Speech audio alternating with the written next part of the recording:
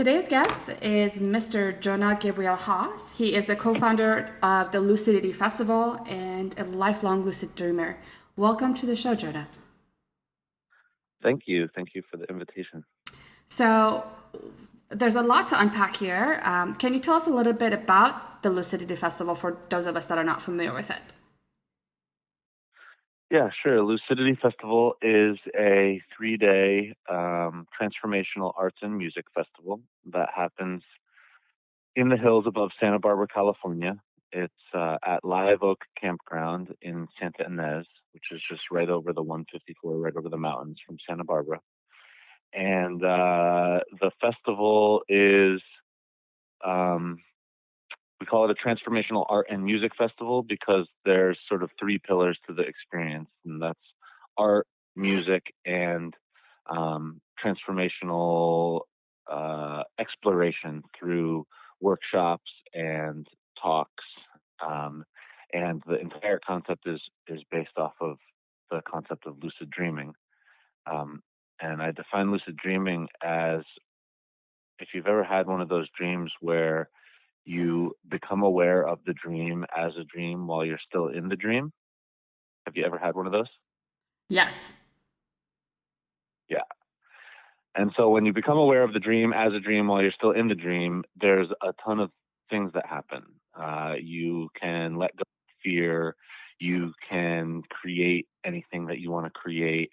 And, you know, there's infinite possibilities that arise before you. And so we've attempted to make a festival experience that is sort of like a waking lucid dream.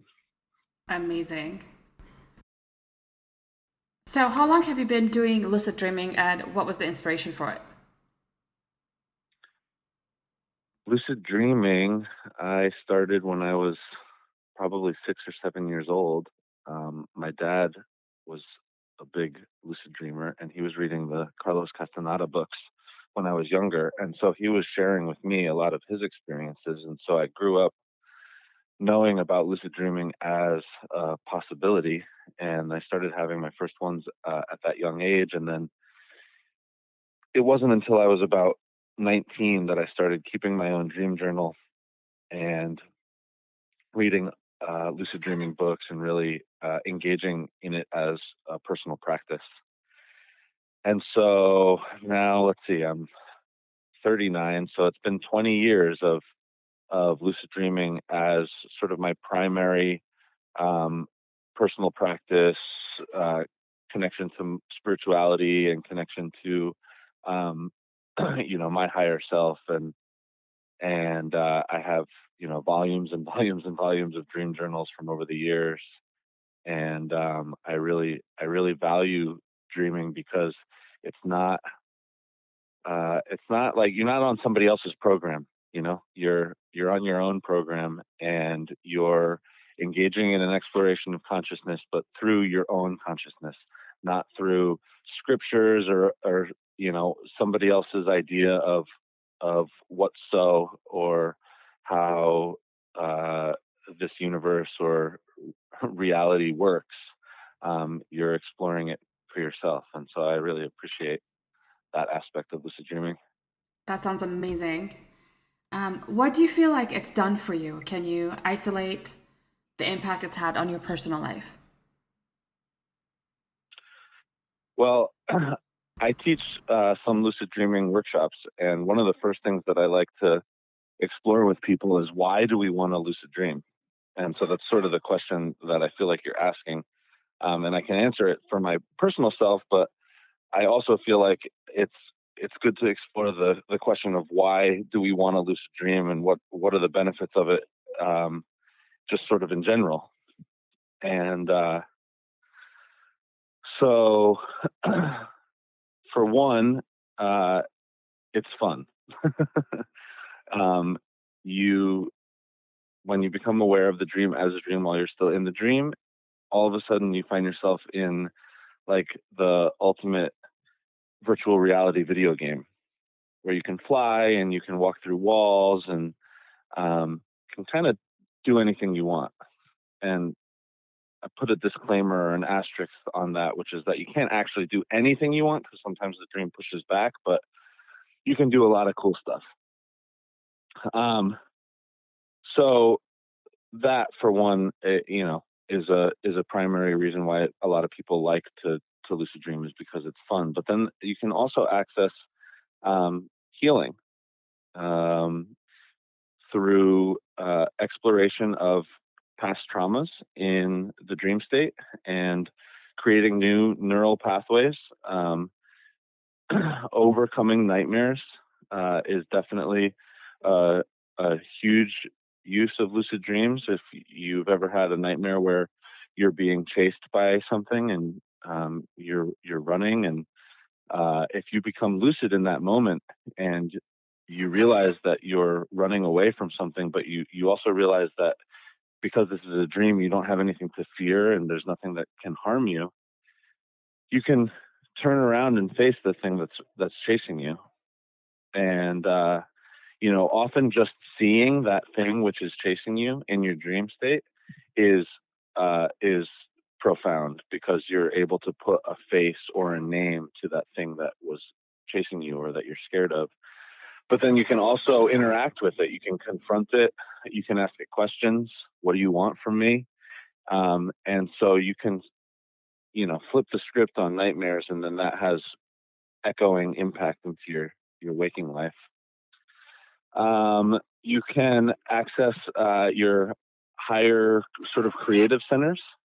I have done a thing in my lucid dreams before where I've gone to a door and I've imagined that on the other side of the door would be, you know, uh, my creative masterpiece. And I've opened that door, and sure enough, on the wall, there's this beautiful painting that just like blows me away, and is sort of masterful. And I wish that I had the sort of painting capabilities in my waking life to be able to reproduce it. Um, but I know that like mathematicians have solved proofs in their lucid dreams, and Da Vinci got a ton of his inspiration for a bunch of his different inventions from lucid dreams. So there's a place where you can access the creative centers of your soul, and then if you're able to bring those creative visions back into the waking life, there's a ton of fruitful exploration that can be done there. And so, yeah, those are some of the reasons uh, why I encourage people to lucid dream. The other one is just, exploring the nature of this reality and consciousness. When you start having uh, dreams that come true, or you dream the future, you dream something, and then that exact thing happens to you.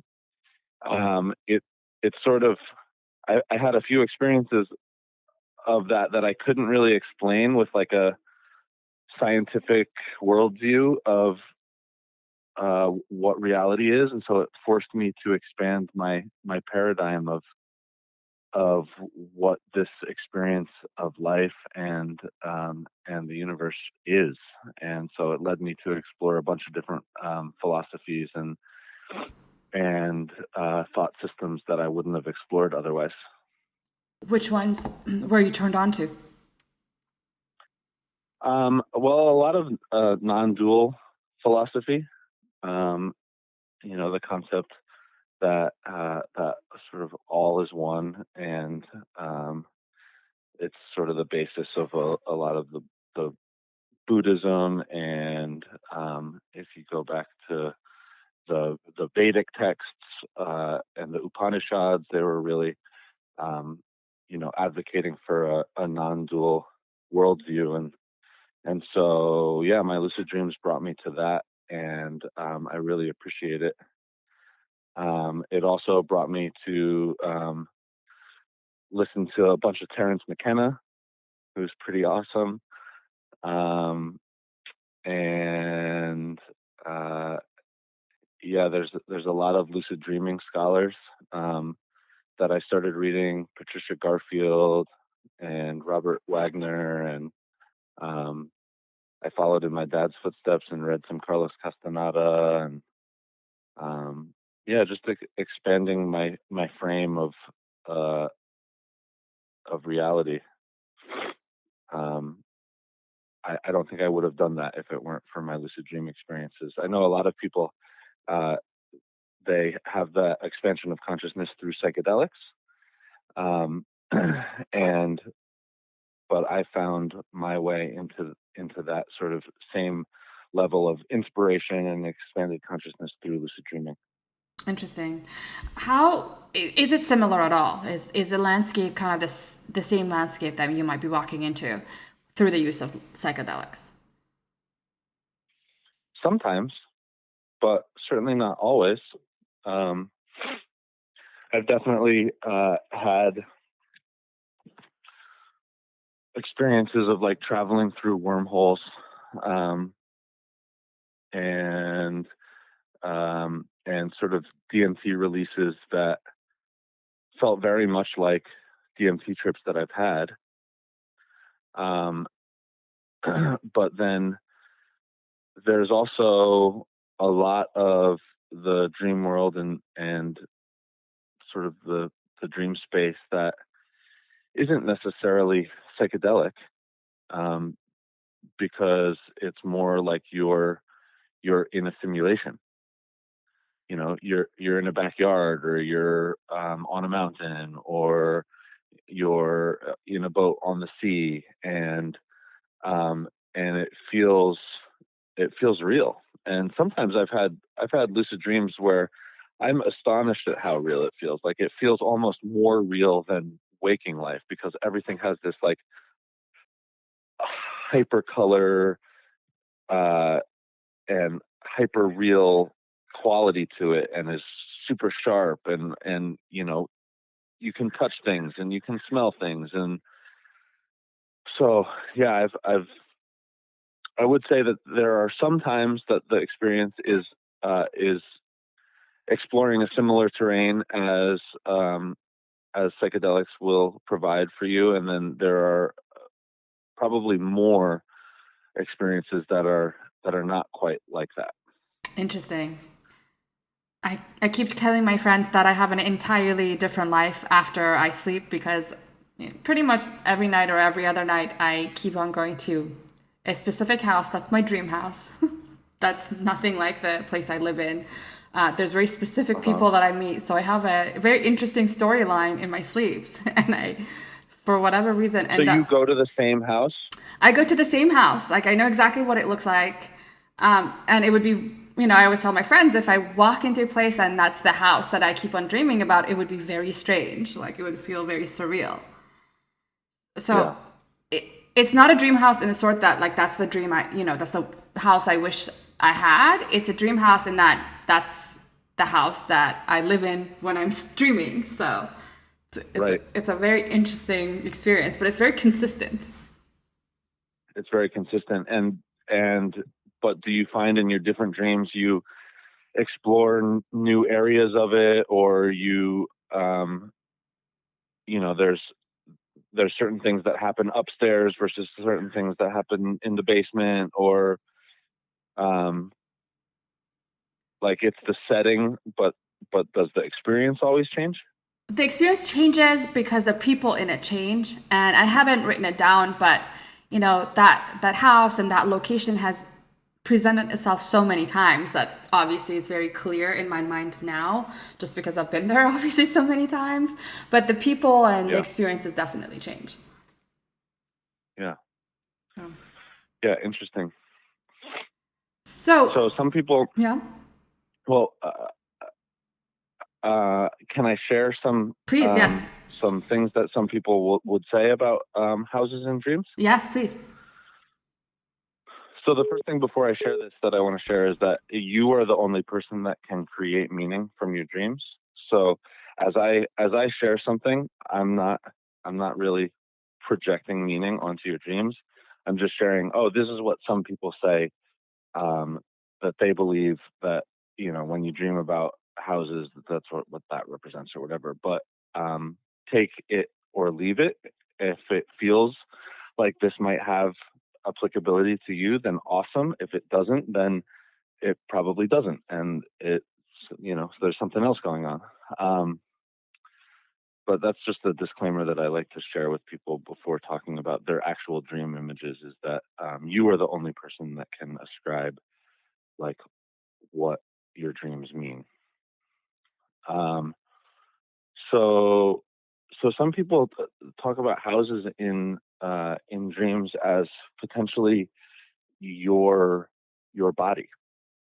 And so if you think of the idea of home, and um, and you think of our physical bodies as, we're always home in our physical bodies.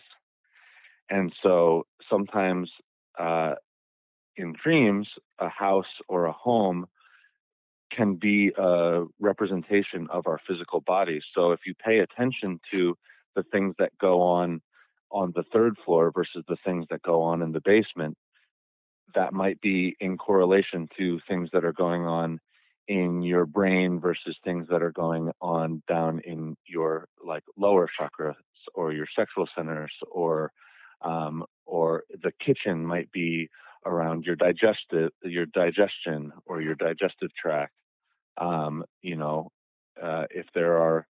If there's like windows open or a breeze coming through, it might be about your respiration. And then the people that you meet in those places, those people might be various aspects of yourself. So to think about who those characters are and where in the house you interact with them, and then you think about what do those characters represent in terms of an aspect of yourself, and then in terms of where in the house, if you map that onto your body, there might be clues to the meanings of those dreams for you. Interesting. So, what would be your suggestion for a person that's never lucid dreamed before, or they have, but they're not really familiar with the concept? Well, the person first has to want to have a lucid dream. That's the first step. And so if people aren't interested or don't really care to, then it's sort of like it's a conversation stopper. But if a person wants to have a lucid dream, then there are definitely tools and tactics to bring that experience forward. It's sort of like it's like a practice, like anything, where if you practice enough, you'll get better at it. It's like playing the piano or doing yoga. Like, as you use the muscle gets stronger. And so the first and foremost thing that I really advise for anybody who's interested in having a healthy dream practice, and this is lucid dreaming or just wanting to be more connected with their dreams and wanting to remember their dreams more often, and use them to interpret, to find meaning out of, and that's keeping a dream journal. That's really the most important thing for a healthy dream practice, is keeping a dream journal. And you want to keep a dream journal right next to the bed with a working pen, sort of in the page that you're gonna write in, or have the dream journal open on a bedside table next to the bed with the pen ready. And the reason why you want it so close is that dreams are stored in our short-term memory. And so when we wake up, that's why they disappear so quickly. If we like get out of bed and go brush our teeth or start waking up, you notice that dreams often, you'll forget them so quickly. Yes, yes. But but oftentimes when you're just laying in bed right after waking up, you can still recall the dream, and that's the time to write it down. And so if you do something to commit the dream to your long-term memory, then it becomes an experience that you had and that you can recall and you can share with people. But if you don't commit it to long-term memory, often it goes and it disappears. And so so yeah, starting to write down dreams in the morning um, is a really important practice for increasing dream recall. And having good dream recall is an important part of the important foundation of lucid dreaming. So that's sort of step one. When, Um, sorry, I had a Go ahead. question. When you're about to fall asleep, is there a mantra you say, or do you set up your intention to, I guess, to Yeah, welcome? that's absolutely a piece of it is setting an intention. Dreams really respond to intention.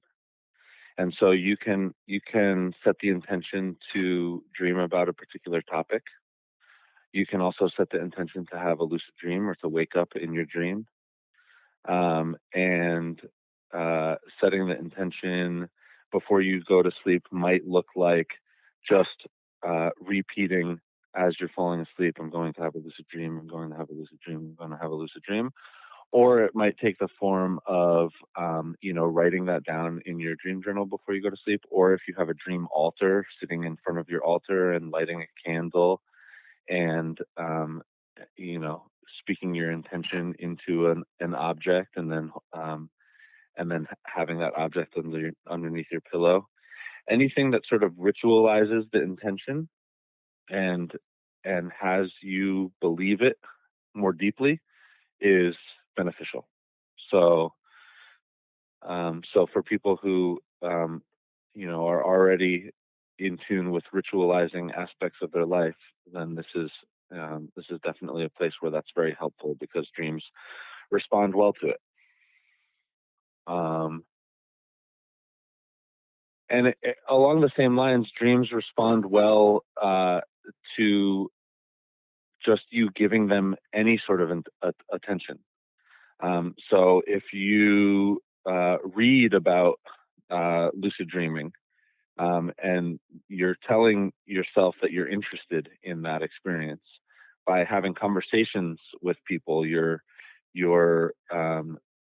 telling your dreams that you're interested by someone who's listening to this podcast.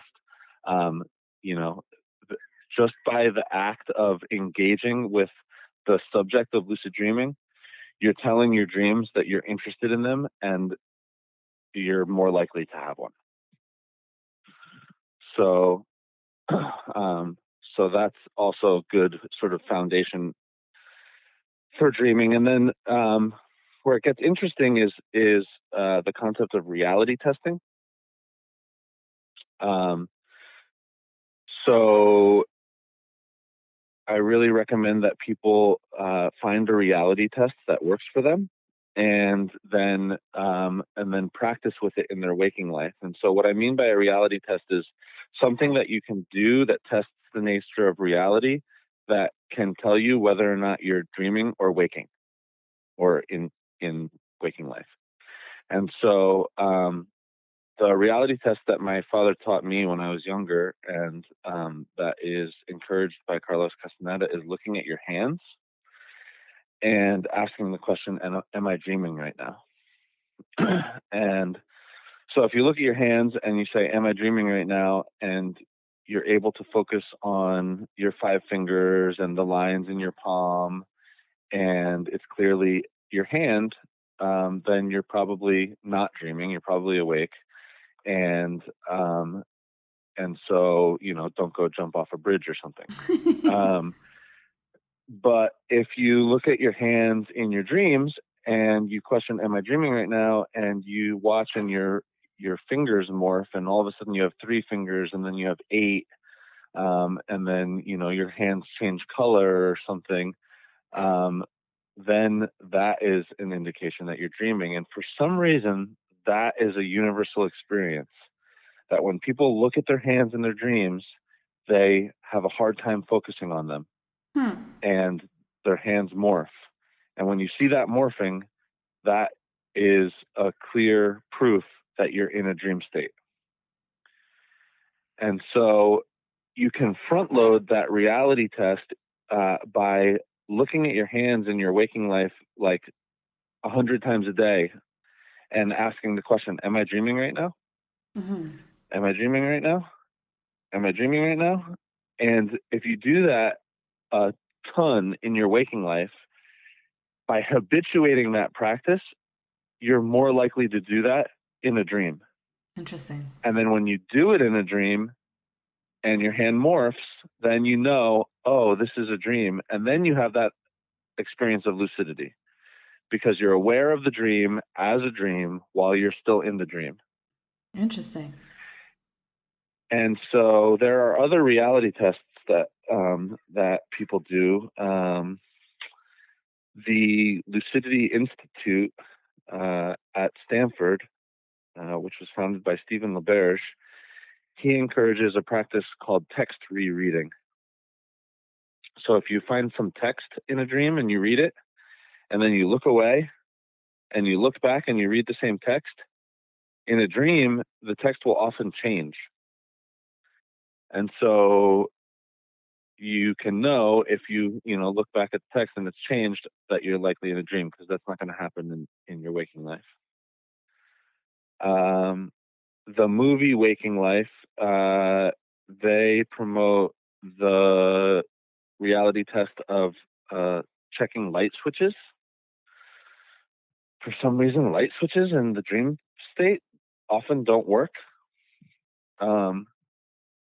And I've definitely used that one before, but I don't really encourage that one because, you can be in your waking life and have a light switch not work. So it's not like a definitive test. One of the ones that I like to do, which definitely is a definitive test, is try to stick your hand through a solid surface. Try to stick your hand through a wall or like the surface of a table. If you can stick your fingers through it, that's likely a dream. Interesting. How about And so all of these reality tests, all of these reality tests are just designed to get you to wake up in the dream and know that it's a dream.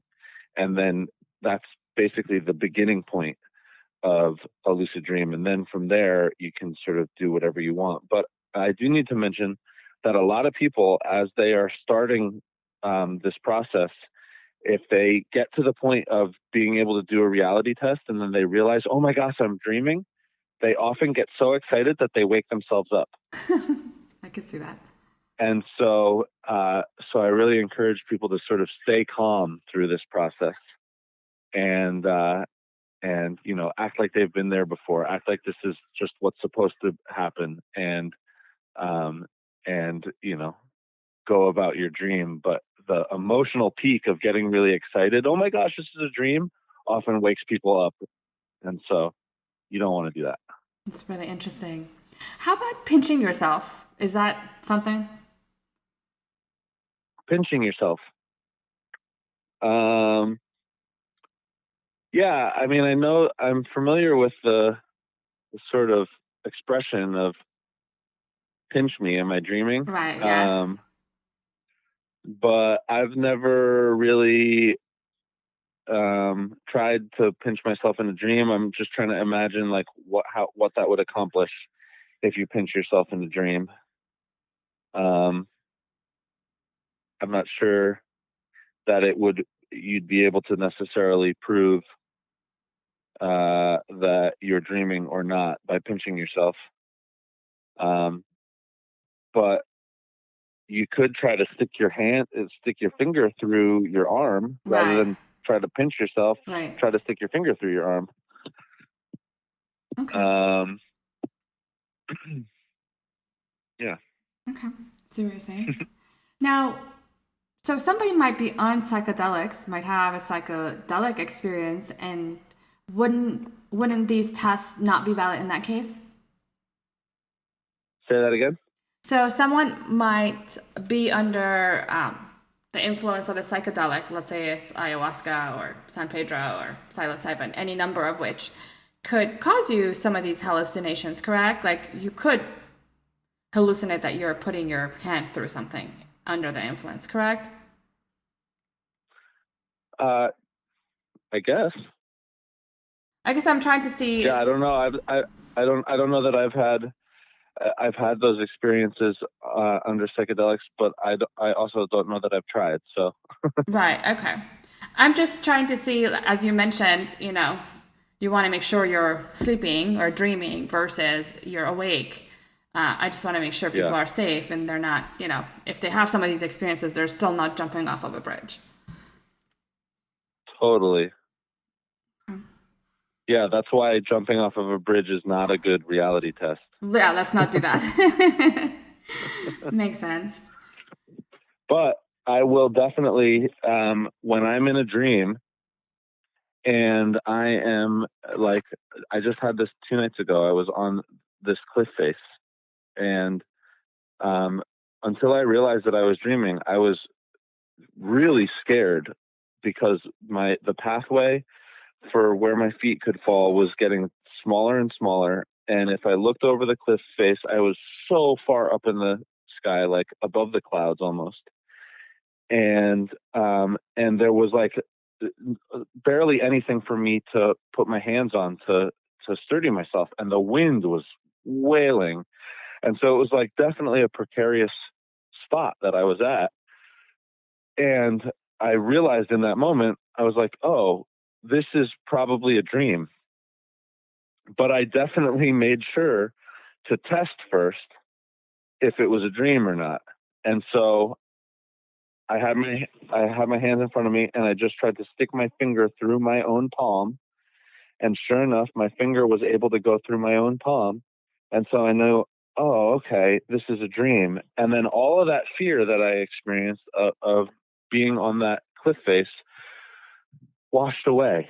And I was like, oh, I can just jump off of this and have an amazing experience of free falling and like flying through the clouds. And that's exactly what I did. And it was incredible. Amazing. Is it true that in a dream you can never dream about your own death? No, not really. I've definitely had the experience of dying in a dream. Um, and I know plenty of people that have also had that experience. Um, and you don't die for real. Right, yeah. um, I I've definitely had the experience of dying and then having that moment of like right before death of, oh wow, this is like my last moments Hmm. alive. And then the I was in a car and it fell off drove off a cliff, and it was in that second that I was like, wow, these are my last seconds of being alive. And then it crashed and exploded, and then everything went black. And I remember having the thought, wow, I'm dead now. Hmm. And then I woke up and I wasn't dead. Um, and I know plenty of people that have had similar experiences, and sometimes you're able to cross the threshold and have something else happen. And so, the it's not exactly related to your question, but the Tibetan dream yogis, they talk about the process of dreaming, and sort of changing states from the waking reality into the dream world as an opportunity to practice dying every night. Wow. Um, and so there's definitely there's definitely a place to explore utilizing uh, dreams and lucid dreams as a way to get familiar with the process of death and what it's like to to change form and to change phase and to you know move from one domain of reality to another. Um, so there's definitely something there um, to unpack. But in terms of the myth that you can't die in your dreams or else you'll die in real life, that's just a myth. Interesting. But it sounds like it's not a very common event for at least most people. Um, no, uh, I wouldn't say that it's not common. I think death in dreams is actually quite a common theme. Mm-hmm. It's one of those things that that we all have to face at some point. It's one of those things that a lot of people have fears around, and it's often it often shows up in our dreams as a metaphor for something in our life that might be dying. If we're at a phase in our life where there's something that doesn't serve us that we're ready to let go of, sometimes that'll show up in our dreams as death or as a death. And really, it's just speaking to that aspect of ourselves that's dying, not necessarily our entire being or our physicality dying. Mm-hmm. Interesting. But I think that it is actually one of the more common themes that does show up in dreams. Really? Some of what are some of the other ones? Um, Water, sex, flying, um, speaking with loved ones or people from your past or people who have crossed over. Um, Animal dreams. When an animal shows up in your dreams, you definitely want to follow it, because oftentimes those animals have important messages for you. Um,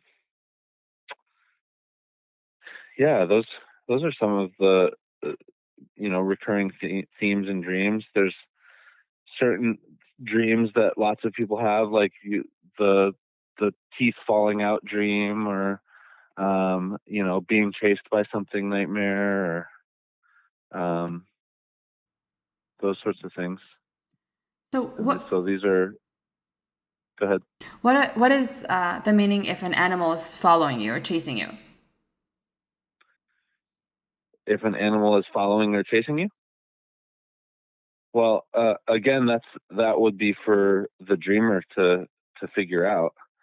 Um, and I would encourage the dreamer to stop and face that animal that's chasing them, Okay. and maybe even ask the animal what it wants.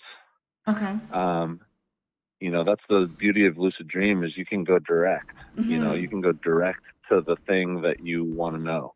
Okay. And and sometimes the answers that you get might not be direct. The answers that you might get might be peculiar, or almost like a riddle. And that's where it's up to the dreamer to sort of decipher that riddle and figure out what meaning there is for them. But just the idea of an animal chasing you, there's no one meaning that will have. It's totally up to the dreamer, and it'll be different for every dreamer, and the type of animal that it is will matter, and the relationship that dreamer has had with that animal through their life will matter. And so, yeah, it depends. Okay. Are there any books or anything that people that are interested in the topic can read that's accessible? Sometimes I feel like some of the books I pick up, they're very interesting, but they're not necessarily accessible to the naive reader. Is there anything that you recommend that the audience might enjoy and benefit from? Yeah. The book that got me started was called Creative Dreaming by Patricia Garfield. And I really loved that book, because when I first picked it up and I started reading it, and she was talking about, in one of the opening chapters, about how you can intend, as you're falling asleep, which we were talking about earlier, you can intend to dream about a particular dream subject. And it's as easy as holding that subject in mind as you're falling asleep. And so after reading that, and one of the first or second chapters, I tried that very first night that I picked up that book, and it worked on the first try. And so I was like, okay, I'm hooked. And I voraciously read the rest of that book, and it's definitely been one of the books that I always point to as a good foundational book for anyone who wants to engage in a creative dream practice. Amazing. Other books, anything by, I believe his name is Robert Wagner, I appreciate. The book that sort of got lucid dreaming accepted by the scientific community as a quote unquote real experience that people have was The World of Lucid Dreaming by Stephen LaBerge. And Stephen LaBerge, I mentioned him earlier because he's the founder of the Lucidity Institute at Stanford University. And so he's sort of dedicated his career towards getting lucid dreaming sort of accepted by the scientific community as a legitimate experience that people have.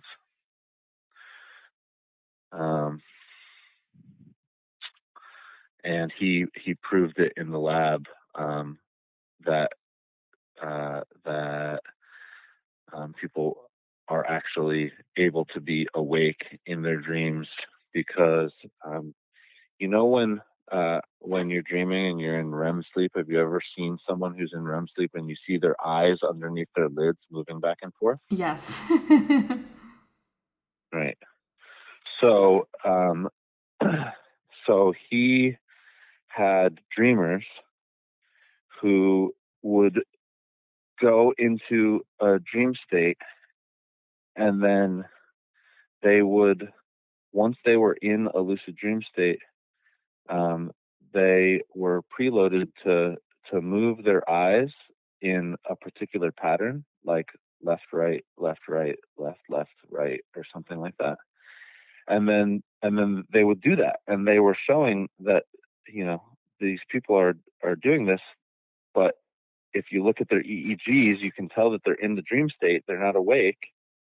And so by demonstrating that, he was able to prove to the scientific community that they had agency and will, and were able to exert that agency and will from within the lucid, like within the sleep state. And so that basically proved that people were able to be awake in their dreams, and they could influence the movement of their eyes, and then that was observable from someone in the lab. Sort of a fascinating study.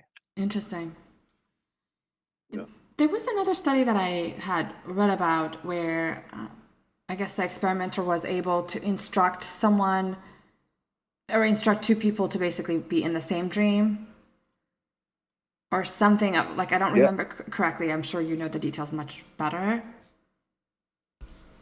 I don't know the details of a study that was attempting to do that, but I definitely know that's a possibility, and people talk about that possibility of sharing a dream space and being able to recognize another dreamer in the dream space while you're in the dream space. So that would mean that you would be sharing some dream space. That points to the idea that the place where we are when we're dreaming may be more than just something that's going on in our psyches or in our brain space, that it may be another dimension of non-physical reality that our dream bodies are traveling to. And so that's a little bit more of like the Eastern perspective on dreams is, we've got our physical bodies, but we've also got our energetic bodies or our dream bodies or our astral bodies. And so when we're exploring the astral realm, it's actually our dream body that's out there on some other dimension of non-physical reality. And so if that's the case, then you can certainly run into other dreamers in a shared space and recognize them as other dreamers. Um, and that's sort of different than the sort of Western psychological perspective on dreams, which is that it all happens in our psyches, and that it's a highly individualized experience, and that every character that we run into in our dreams is just some aspect of ourselves or a reflection of ourselves. Um, and personally, I don't know that it's one or the other of those. I think that we have different types of dreams, and in some types of dreams, it is more of an internal uh, psyche-based experience, and then there are other dream experiences where we are out there exploring uh, in the astral realm. And so, um, as a dream explorer, I've gotten to feel the different flavors of different dream experiences and start to discern the difference between um, different dream types. And and that's been fascinating for me. Wow. So it sounds like, I mean, it's a continual practice. Every day you may encounter something that you haven't encountered before. Yeah, no doubt. What are your thoughts on the use of, I think, binaural beats or music for dreaming? The use of, Music, I think they call I it, heard music, but what did you say before music? was it binaural rhythms? Oh yeah, binaural beats. Mm-hmm. Um, yeah, it's that's interesting. I experimented with it a little bit, probably about 10 years ago, and I started using um, Robert Monroe's HemiSync audio files, and uh, Monroe created the Monroe Institute, which is um, uh, all about out of body travel and astral projection. And he was super interested in developing these sort of audio files that helped support having out of body experiences. And I definitely had some interesting experiences using those. There were all different ones for all different things, and so there was there was one that was for remote viewing, and there was one for having meeting people from the other side, and there was one for um, astral projection out of our atmosphere. And so the one around remote viewing, I definitely had a remote viewing experience while I was using it. And I heard a conversation that my mother was having on the other side of the country. My mom Wow. lives in Connecticut, and I was basically hearing her conversation that she was having on the phone. And I woke up from that experience and I called my mom immediately and I asked her questions. And basically, she was just speaking on the other line on the phone with her doctor. And the conversation that I had heard was the conversation that she was having. Wow. And so that was pretty awesome. And was one of those moments of, okay, there's something more going on here with consciousness and, the nature of reality that hasn't necessarily been proven or demonstrated to us, but I just experienced something that I can't really explain. So you know is it that our brains can act like radio antennas and pick up on audio or vibration frequencies over long distances, or is it that like my dream body actually traveled to be close to where my mother was so that I could hear it in my consciousness? I have no idea how that's possible, but I definitely had the experience. And so rather than asking why, I have just sat with the experience of what I experienced. And So this is sort of a tangent. What were we talking about? Oh, we were talking about binaural beats. Mm-hmm. Yeah, so that was an audio file from the Monroe Institute that sort of kicked me off into having that experience.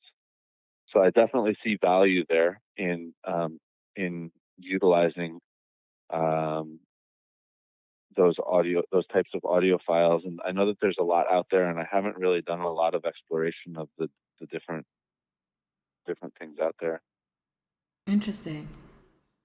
Now, what if someone attempts lucid dreaming and the initial experiences are scary or nightmarish or traumatic?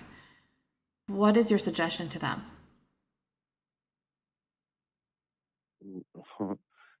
Keep going. Keep going. Okay. Yeah, you know, um, nightmares and scary experiences in the dream space.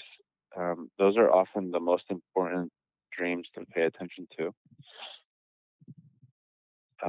because our dreams sort of work kind of the same way as pain does it for our physical body.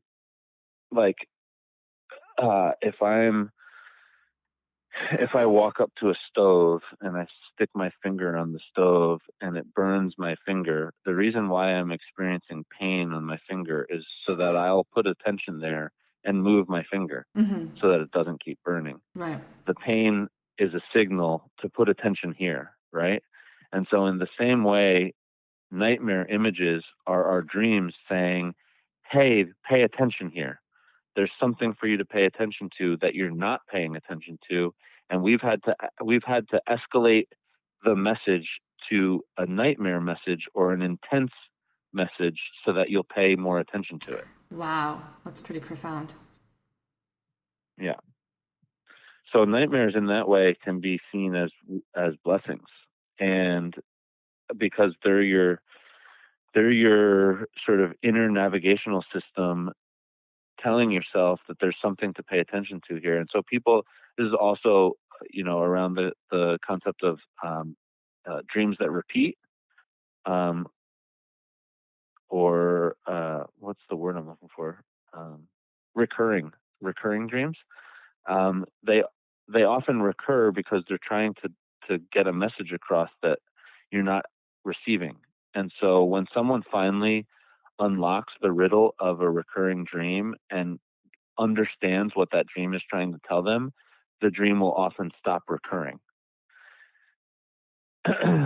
And so yeah, nightmares are a blessing, and they should be listened to and paid attention to and worked with, which is sort of counterintuitive because a lot of people don't want to work with their nightmares because oftentimes the images are so grotesque or frightening that you just want to forget about them. But when you avoid them and push them out of your mind, they'll often just continue to come back, and sometimes stronger and more scary. So if you give them the attention that they're asking for, and you work with them and you figure out what that dream is trying to tell you, that's the best way to move through the nightmare experiences and start to have some of the more amazing uh, experiences that are possible through dreaming. Do you dream every night? Absolutely. Yeah. And we all do. We all dream every night. It's just a matter of whether or not we are remembering our dreams or not. And so a person who tells you, I don't dream, they're not actually that's not actually true. They do dream. It's just that they aren't remembering their dreams. So their dream recall is not very good. And so for that person that says, I don't dream, sometimes it's empowering to reframe that and let them know that they do dream. Actually, they dream every night just like everybody else. And there's just some tools that if they want to remember their dreams, that they can embrace, and they can get better at remembering them. Right. I saw the study that was suggesting that pets also dream. So I thought that was really cute. Yeah, for sure. If you've ever seen like a dog like on their side Hmm. dreaming and they're like woofing underneath their breath and their Hmm. legs are running, Hmm. they're It's very cute. definitely dreaming. Yeah, it's great. Let's see. I think we talked quite a bit about lucid dreaming. It has been an amazingly fascinating conversation. I'm kind of curious. Can you tell us a little bit more about Lucidity Festival and how did you go from your interest in lucid dreaming to creating this whole festival around it? Yeah, well, we wanted to capture that essence of the excitement and the infinite possibility and the release of fear that happens right when you become lucid in a dream. And we wanted that to be sort of the essence of how people feel in their waking life. And uh, so that was sort of a guiding light and a guiding principle towards creating the experience at Lucidity. And so we bring in all sorts of art installations, and we have roaming characters and performers that move through the crowd. And we really encourage everybody who comes to Lucidity to be a participant, to bring their artful expression, to embody a character, to really sort of live the dreamer that they are. And so, yeah, I mean, to trace it back to its original lineage, it was 9 years ago that we were, a group of us were sitting around a table trying to figure out, we knew that we wanted to produce an event, and, and we knew that we wanted it to be dreamy and artfully imbued with all of the creativity from our local Santa Barbara arts community. And so we were trying to find that right name that captured that. And Lucidity, when we landed on Lucidity, it was just sort of like yes, that's it. That's the one. That's great. Yeah, yeah. And it looks like for people that do attend, there's a lot of workshops on lucid dreaming and other topics that are relevant. Is that accurate? Yeah, totally. There's workshops on all different subjects, because um, we really try to provide a holistic experience, and we have a bunch of different values, beyond awaken aware consciousness or lucidity.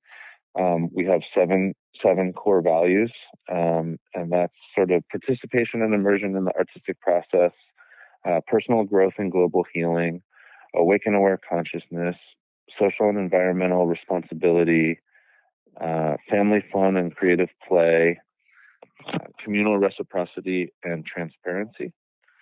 And so our workshops bring forward content that supports all of those values in the world. So we have, workshops on permaculture and regenerative agriculture and regenerative action. We have workshops on communication and intimacy, on nonviolent communication, on flow art and movement and dance and yoga, on consciousness and dreaming, technology and entrepreneurship, social justice, um, things like indigenous rights and racism and gender. Um, really our scope of topics traverses a wide array of different things that people in the community want to have discussions around. So Amazing. we have like 8 different workshop zones. Amazing. Sounds fantastic. Well, I think this has been a lovely discussion. Thank you so much for sharing all your information and getting on there and talking to us about lucid dreaming. Are there any last thoughts or any words you want to leave us with? Yeah, I really just encourage anybody who's been listening to check out Lucidity Festival at www.lucidityfestival.com, and hopefully come join us in April. This year it's going to be April 10th through 12th. and plan for a weekend camping adventure with amazing people, and bring your creative visions or your costumes or your art that you create in the world, and share it with people there. And um, I hope people show out. Show up and come play with us. Yeah, and I can attest that the setting is absolutely beautiful, and the the events that I was able to engage with were stunning. So we'll definitely put the address in the show notes, so if anyone's interested, they can find you easily. And again, thank you for sharing all your insights and your wisdom. I hope to pick up this conversation at a later point. But thank you, Jonah. Yeah, And thanks for the invitation. thank you. We'll talk soon. All right, bye. Bye bye.